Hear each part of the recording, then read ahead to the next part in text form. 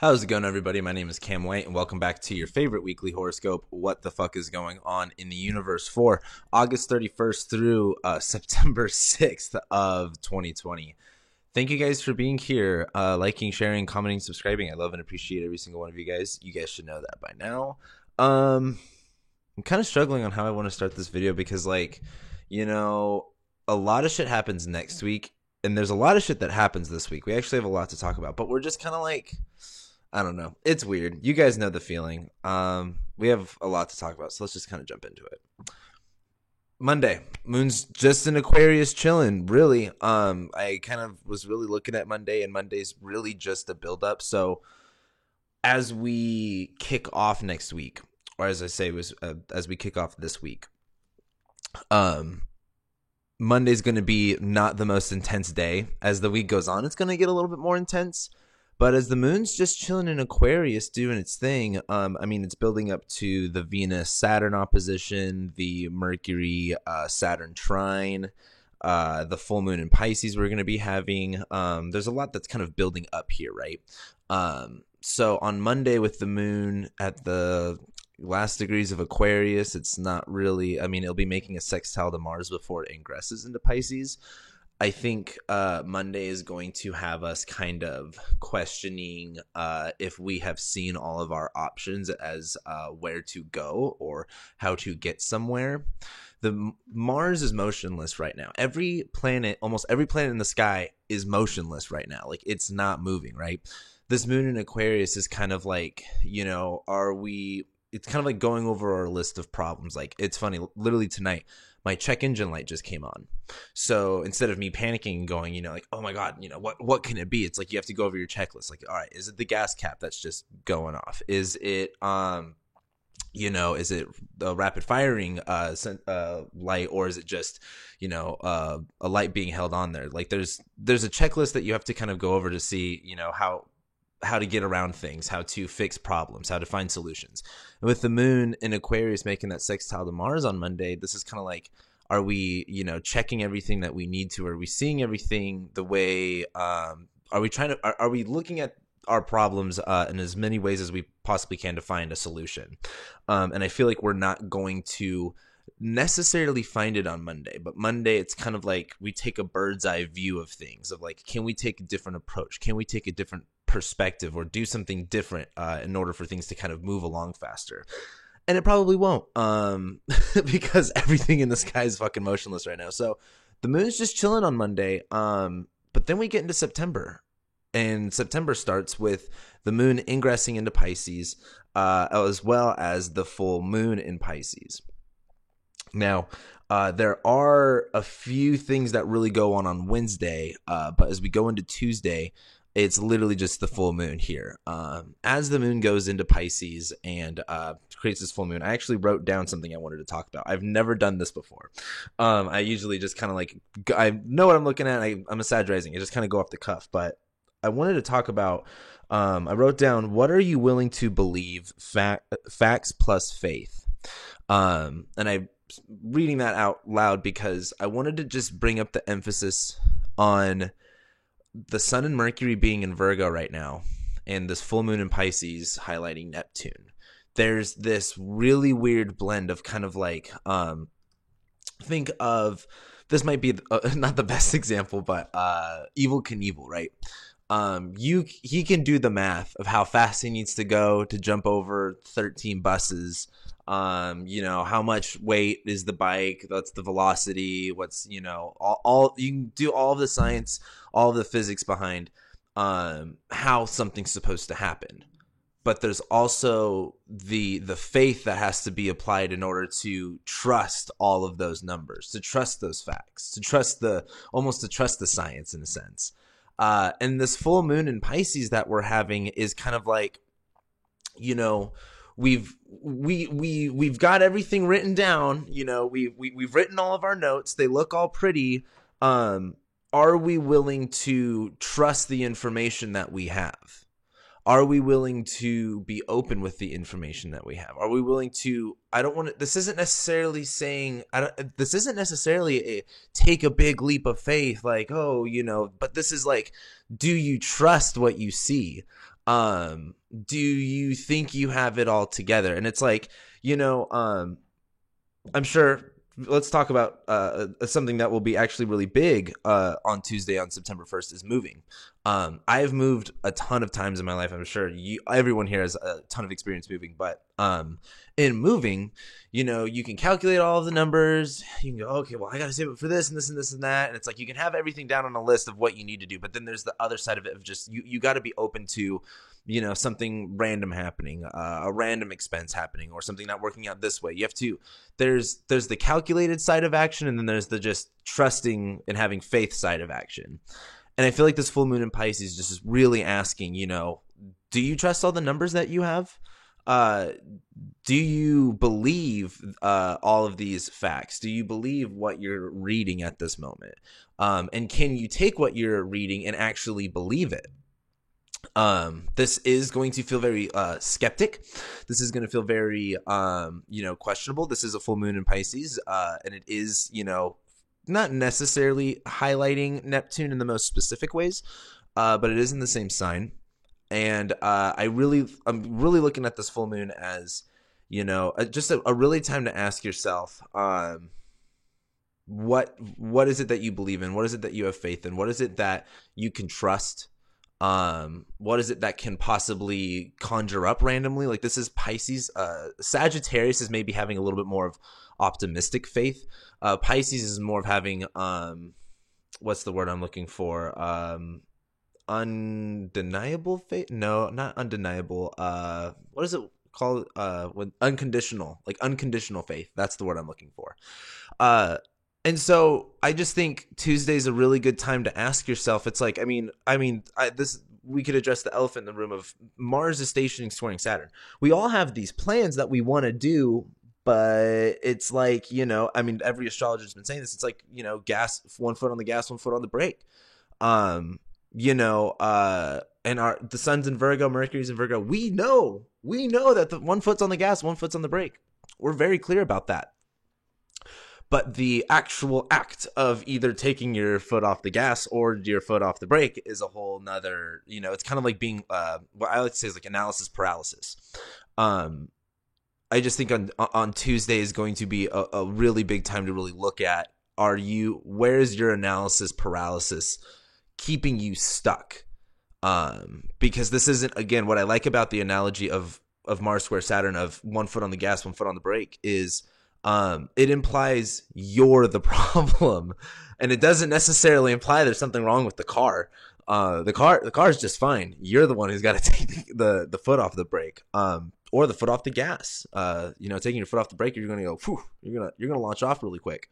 And I just think Tuesday is just really the day to just look at where you stopping yourself, where are you holding yourself back, and how can you trust? What are you going to put your faith into? Because at this point, this isn't necessarily like, oh, are you going to trust? Are you going to put your faith in something? It's like, well, you will be putting your faith into something. What is it? What's it going to be this time? Anyway, Wednesday's a really big day. The next day, Wednesday, really big. We got a lot going on. Mercury trine Saturn. Venus is opposite Saturn. Sun is going to be trining Uranus, and the moon will be making a sextile to Jupiter as it basically exits Pisces.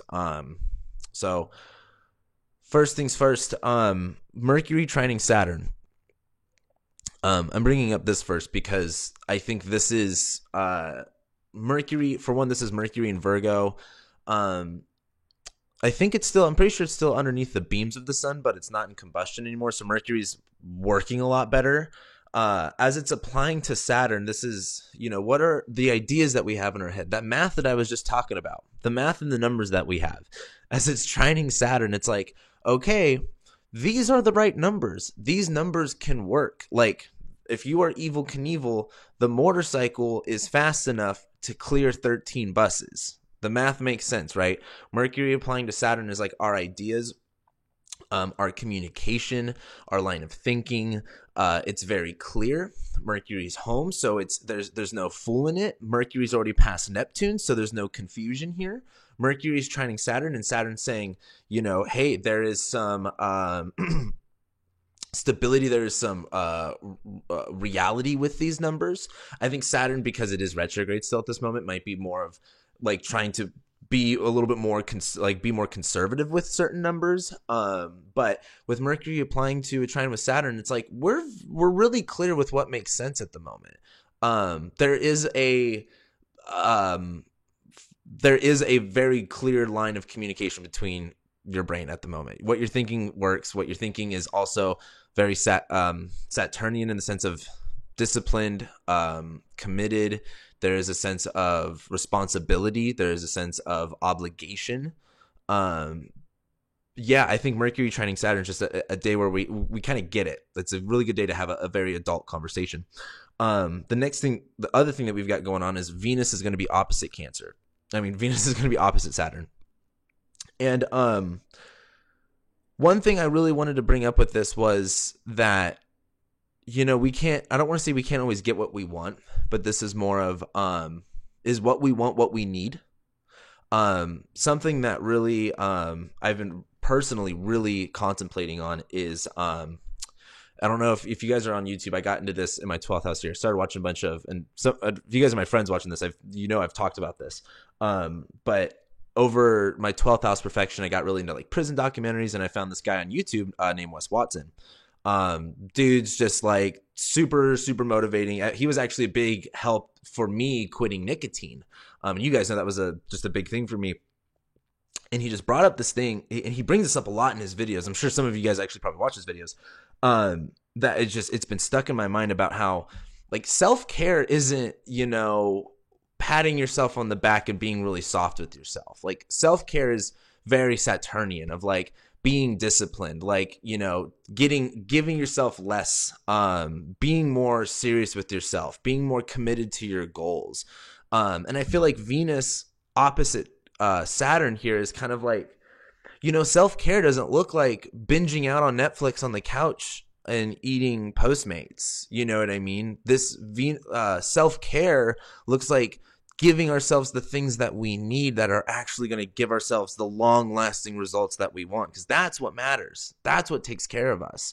And I think it's absolutely toxic, and that especially in the spiritual community and the self-help and the personal development, is that self-care is just looked at as like, oh, spoil yourself rotten and keep yourself very comfortable. Because it's the same thing as putting cheap gas in your car because you're cheap. Like, it's going to eventually do more damage to your car in the long run. And how is that even self-care? That would be even worse, right?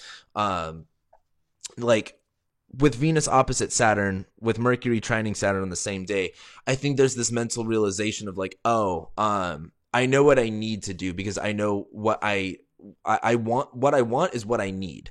What I want is to take care of myself. And Venus opposite Saturn is they're coming to an impasse, right? There's an argument. It's like a Mexican standoff when you have an opposition, and so Venus and Cancer saying, I really care about these things. I really want this thing because I need it. And Saturn in Capricorn is saying you don't really need that. You just want it. It makes you feel comfortable. It makes you feel tender. It makes you feel soft and gooey and good on the inside, right? You don't need it. You want it. And I think this is a really big day to kind of look at, what's the difference between our needs and our wants? Is what we want good for us in the long run? Or is what we want only good for us in the moment because it's going to make us feel comfortable? That's just something I've been really sitting on over the past few days. And because also, mind you, as shit gets serious for the next few months, I'm going to I've been feeling very serious lately, so I'm probably just going to start being more serious in my videos about everything. So anyway, also we have Sun trining Uranus. Hold on, I need some water. We also have the Sun trining Uranus on Wednesday as well. And with the Sun trining Uranus, this isn't really a big deal. I just wanted to make the mention of it simply because with Virgo and Uranus, it's very exciting. It's very with the realizations that we have going on Wednesday, there's this little hint of mental breakthrough, some type of clarity, some type of electricity to your aura almost, which can be good. It can be exciting. also can just be really can give you kind of a lot of anxiety, it's just like a lot of static electricity built up, like it's just waiting to kind of like bah, you know what I mean? So the next thing that we've got going on, or the last thing that I should say that we've really got going on Wednesday, is going to be that moon making the sextile to Jupiter before it starts. Well, it's going to be making a sextile to Jupiter and conjoining Neptune. I didn't write that down because I'm just so used to Neptune being there. The one thing I wanted to make a mention of this is with the moon sextiling Jupiter, like we don't have to, it doesn't all have to make sense all right now. But Jupiter and Capricorn can bring some rationale to things. Jupiter and Capricorn's like, Jupiter and Capricorn isn't necessarily about being idealistic. It's not necessarily about being, oh my God, the whole world is, possible. Jupiter and Capricorn saying that can work. That can work as well. And that can work. That is reasonable. That is within, our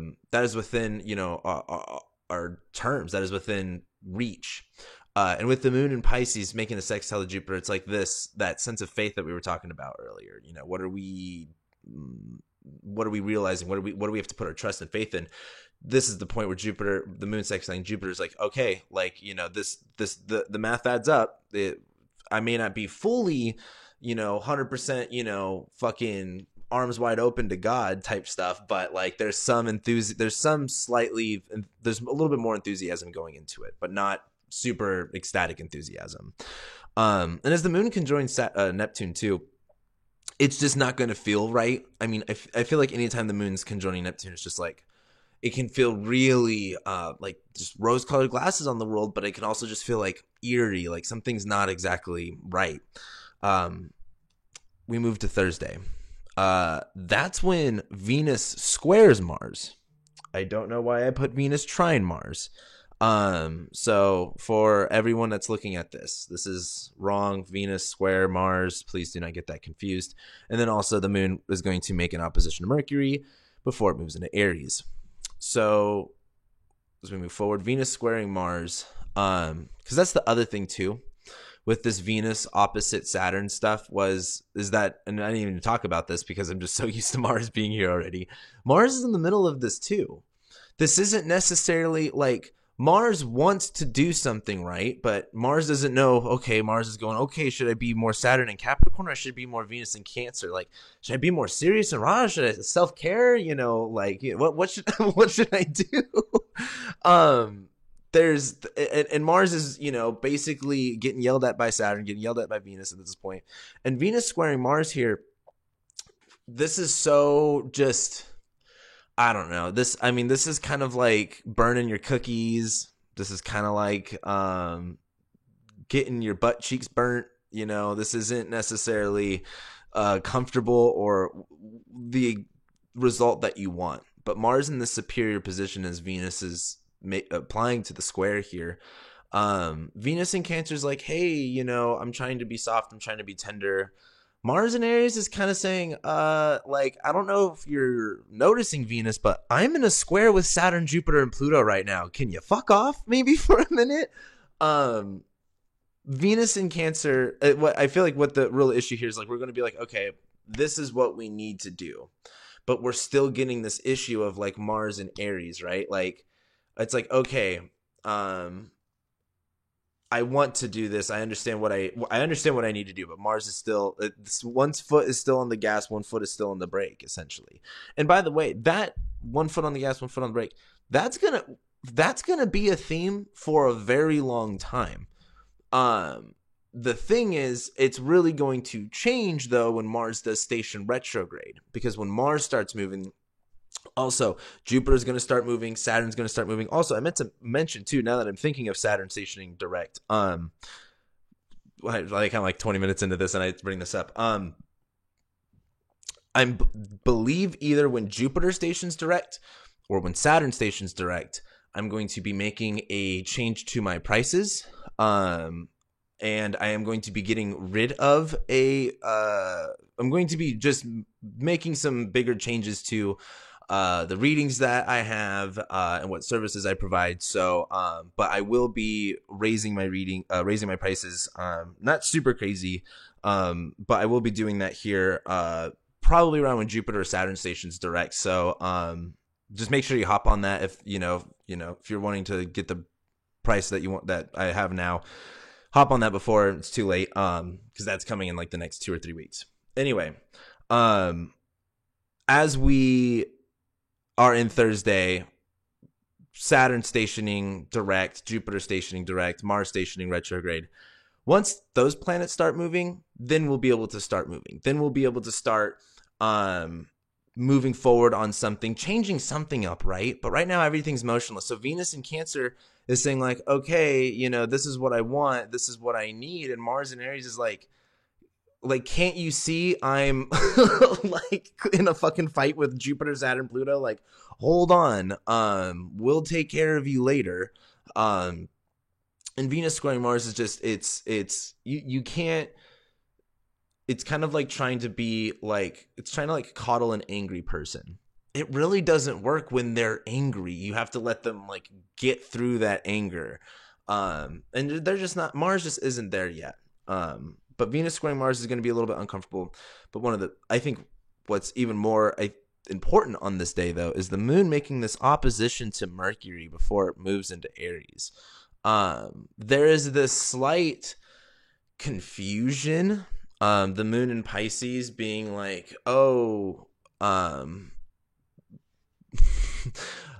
good way to look at it is, have you guys ever seen pictures of people? It's like half of their body is above water and the other half of their body is below water, and the little part of the underwater part of the body looks like really small and tiny. Like that's like the moon in Pisces. Like it can fuck up the way it's an optical illusion, right? That opposite Mercury in Virgo is going like, whoa. Like I need things to be exact. I need things to be a science. I need things to be specific. I can't be seeing weird contorted shit like that. So as the moon goes opposite Mercury, there might be this confusion. There might be this optical illusion of how we're feeling. By the way, this is the moon. Like we might go like, okay, whoa, I'm feeling a little bit different. I'm feeling a little bit weird. What's going on here? Don't overthink it. This is definitely more of a time to trust your emotions and to like kind of go with it. It's kind of like improv, right? Like when you're in the middle of improv, you don't kill the vibe. The moon being here, it's a little improv-y, and the only reason I'm kind of bringing up the improv thing is the moon then goes into Aries. So there's this sense of taking action. There's the sense of addressing. There's the sense of confrontation. So it's kind of like, like ride that wave while it's there. Anyway, we go into Friday.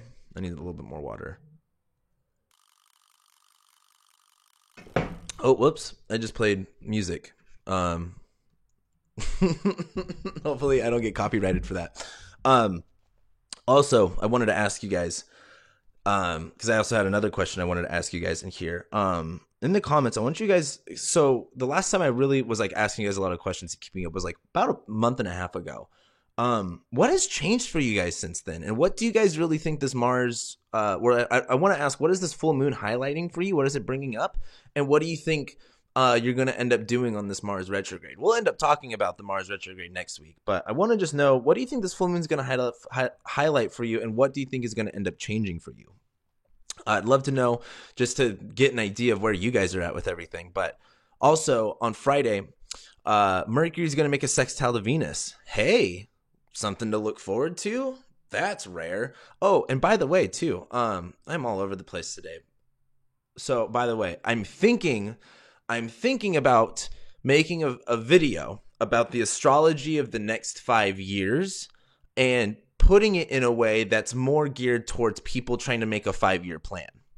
Because I was over the past couple weeks, I've been trying to make a 5-year plan, and I've been so frustrated not being able. I know the astrology and stuff, and that's what inspired me to look through more of the astrology. But the current moment right now is like, I made a tweet about this. Like, it's so impossible to make a plan for anything right now.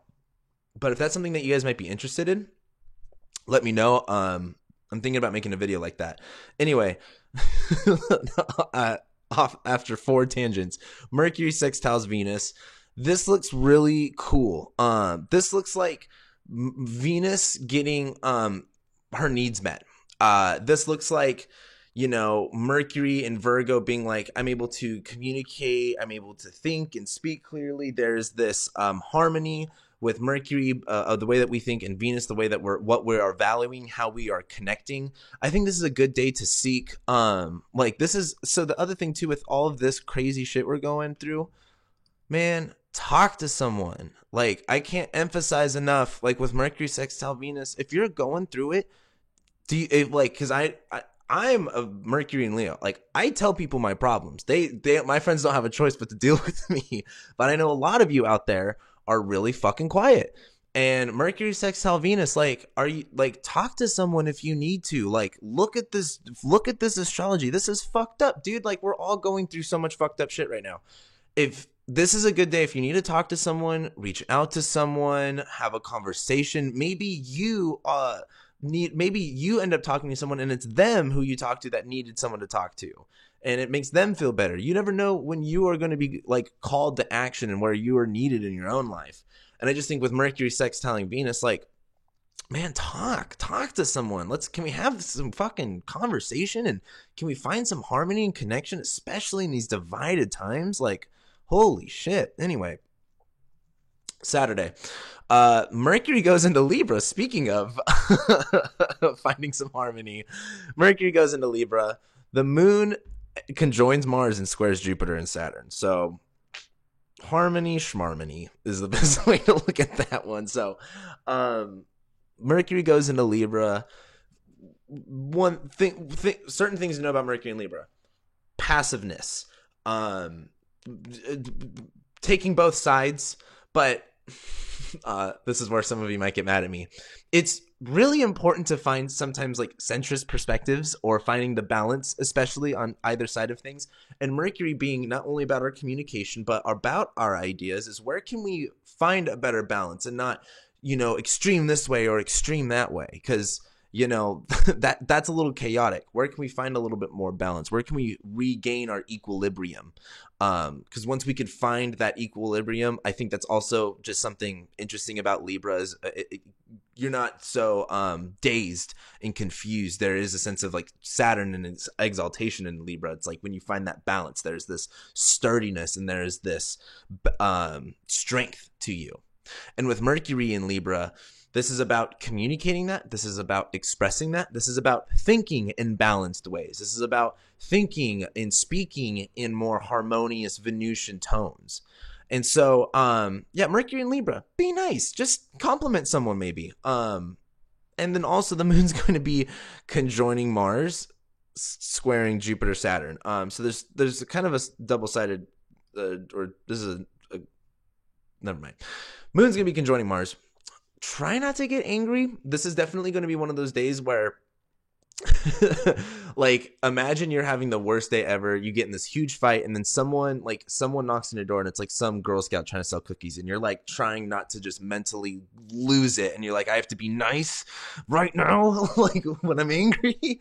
Like, this is kind of like the moon joining Mars. It's like there's this really big feeling of frustration, especially because right now, look at this. Mars is at 28 degrees by the time we get to Saturday.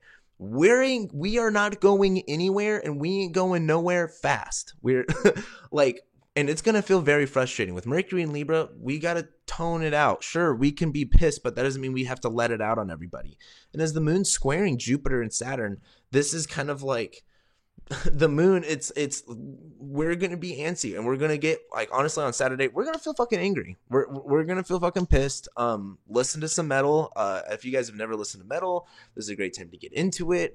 Our society and our culture does not value anger and does not give us any healthy outlets for expression when it comes to anger and frustrations. Metal actually allows that. So I very much, especially in this time where there's so much anger, please get into metal. It will literally, like it did me, save your life. Listen to some metal, rage out. As the moon's squaring Jupiter and Saturn, though, this isn't looking fun. This is looking like, okay, we can't always do everything we want to. Sometimes there are people above us, or things that are out of our control that are in higher positions of power that tell us that we can't. So try not to get too angry. And then the moon is also going to be later on making that square to Venus hold on, wrong button. Basically, then we get into Sunday, and Venus moves into Leo, and the moon is going to move into Taurus as it squares Venus. So as Venus moves into Leo, this is probably the most exciting thing, because now Venus isn't in Cancer. We can actually have fun. And mind you, and I talked about this, and I'm really proud of myself on this one. On my year ahead horoscopes, I talked about how August is going to feel very chill comparative to the rest of the year. And August has been very chill. And that's because the Sun and Mercury have been in Leo, and they've been in aversion to everything. It's been either trining Mars, and it can't even see Saturn, Jupiter, and Pluto. Venus gets that now. Venus gets to trine Mars and be in aversion to Saturn, Jupiter, Pluto. So there's a lot of fun here. There's a lot of excitement, a lot of passion. I talked a lot about that in my September horoscope. Make sure you guys check that out. And as Venus ingresses into Leo, this is just feeling more passion, feeling more heart. Like, what is worth giving our heart into? Like, this is, heart, soul, like, and shit's gotta matter. Like, Venus in Cancer is very much like, I'm only doing what I need. Venus in Leo is only, I'm only doing what I love. Like, and I think that's a very powerful distinction. When you're, I guess, coming from that space of love, when you're coming from that space of just being authentic, like, there's fun there, there's excitement. And I think with Venus, it's time to have more of the fun rather than just be chill about everything. And as the moon, though, does go into Taurus and make a square to Venus, this is going to be, like, weird. I say weird because, what about the current situation of the world says fun right now? But as the moon also goes into Taurus, it's exalted sign, we're going from, like, well, if you look at the astrology, Saturday looks like, wow, we're really angry about something. And then it's like, Sunday is fun. Like, and it's going from angry to fun is a really weird jump. You don't just, you're not just pissed off one moment or sad one moment and then just go, oh, never mind, I'm having the best day of my life, everything's good to go, I don't have anything to worry about. But that's kind of like what the transition of Saturday into Sunday looks like. Sunday looks a little bit better, where Venus goes into Leo. There's some pressure relieved. We can actually start having fun, living from the heart, getting our needs met, in the sense, getting more attention, getting more love, feeling with more passion. And the moon goes into Taurus, where there's a sense of being stable, a sense of groundedness. Sure, the moon's conjoining Uranus, but it's something. Anyway, that's this week. Like I said below, let me know what has changed for you guys, what's going on. Again, my prices are probably going to be changed in the next few weeks, and I'll probably for sure make the actual announcement before, my video starts next week. But yeah, also let me know if you want that 5-year ahead video. Because I want to do more content, but I'm just Mars square Saturn at the moment. I'm very gas and brake at the same time. I don't know what else to say besides, after this week,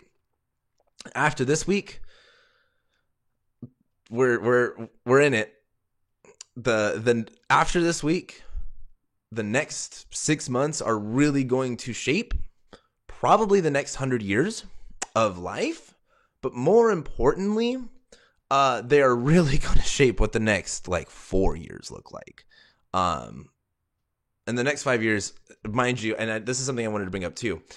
The next 6 months are the shittiest part about the next 4 years. Like, the majority of 2021, the end of 2021 sucks, but 2022 is honestly really, really cool, in my opinion. But we'll talk more about that. But anyway, with that being said, thank you guys for being here, liking, sharing, commenting, subscribing. Again, if you guys want to book a reading. With that being said, I'll be seeing you guys next week.